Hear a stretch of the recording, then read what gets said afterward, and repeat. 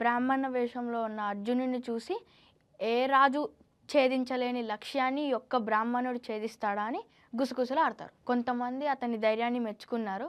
అర్జునుడు అవేవి పట్టించుకోకుండా వెంటి దగ్గరకు వచ్చి నమస్కారం చేసి వింటిని ఎక్కుపెట్టి 5 బాణాలతో లక్ష్యాన్ని ఛేదించాడు. వెంటనే అది నేల మీద పడింది. అర్జునుడి విజయానికి దేవతలు పూల వర్షం కురిపించారు. ద్రౌపది తెల్లని పూలమాలతో అర్జునుడిని వరించింది. ద్రౌపదిని బ్రాహ్మడికి ఇచ్చినందుకు అక్కడున్న క్షత్రియ రాజులందరికీ కోపం వచ్చింది. దాంతో ద్రుపదుడి పైన దాడి చేశారు. భీముడు ఇంకా అర్జునుడు వారిని ఎదుర్కొన్నారు. కర్ణుడు అర్జునుడితో యుద్ధం చేశాడు. అర్జునుడి పరాక్రమం చూసిన కర్ణుడు నమ్మలేక ఎవరు నువ్వు అని అడిగాడు. నన్ను యుద్ధంలో గెలవాలంటే ఇంద్రుడికి ఇంకా అర్జునుడికి తప్ప ఇంకెవ్వరికి సాధ్యం కాదు అని అంటాడు. వెంటనే అర్జునుడు నేను శస్త్ర విద్యలు తెలిసిన బ్రాహ్మణుడిని అని చెప్తాడు. అర్జునుడి మాట విన్న కర్ణుడు వెనుతిరిగాడు. మరోవైపు భీముడు శల్యుడిని నేలకేసి కొట్టాడు. దాంతో కర్ణుడు శల్యుడు అవమాన భారంతో వెళ్ళిపోయారు. మిగతా రాజులందరూ కృష్ణార్జునులతో చుట్టూ చేరి ఎవరు మీరు, మీలాంటి బ్రాహ్మణులకి ఇది ఎలా సాధ్యం అని అడిగారు. కృష్ణుడు అక్కడికి వచ్చి లక్ష్యాన్ని ఛేదించి విజయం సాధించడం వల్ల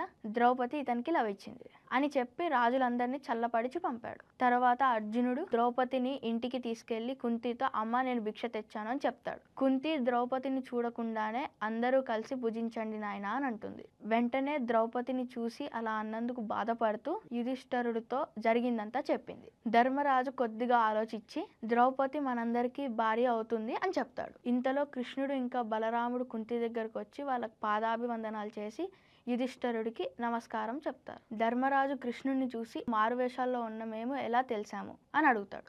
అది విన్న కృష్ణుడు నవ్వి మీ వంటి పరాక్రమవంతులు ఇంకెవరు ఉంటారు, అయినా మిమ్మల్ని గుర్తుపట్టకుండా మేము ఎలా ఉంటాం అని చెప్పి కుశల ప్రశ్నలు అడిగి వెళ్ళిపోయారు. మరోవైపు ద్రుపదుడు లక్ష్యాన్ని ఛేదించింది అర్జునుడే అయ్యి ఉంటాడని వాళ్ళ మంత్రులను పిలిచి పాండవుల్ని తీసుకురమ్మన్నాడు. వాళ్ళు వచ్చాక ధర్మరాజు ద్వారా జరిగిందంతా తెలుసుకున్న ద్రుపదుడు బాధపడతాడు. పాండవులకి రాజ్యం తిరిగి రావటానికి సహాయం చేస్తా అని మాటిస్తాడు. అర్జునుడికి ద్రౌపదికి వివాహం జరిపిస్తా అని అనడంతో ధర్మరాజు రాజా ద్రౌపది మా 5గురికి భార్య కాగలదు అని చెప్తాడు. ద్రుపదుడు ఈ విషయానికి అంగీకరించక పెద్దవారిని అడుగుదామని వెళ్ళిపోతాడు. చూసారు కదా స్టోరీ.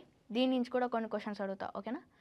ఫస్ట్ క్వశ్చన్, ద్రౌపది స్వయంవరంలో లక్ష్యాన్ని ఎవరు ఛేదించారు? అర్జునుడిని గుర్తించిన వ్యక్తి ఎవరు? ద్రుపదుడు పాండవులకి ఏమని మాటిచ్చాడు?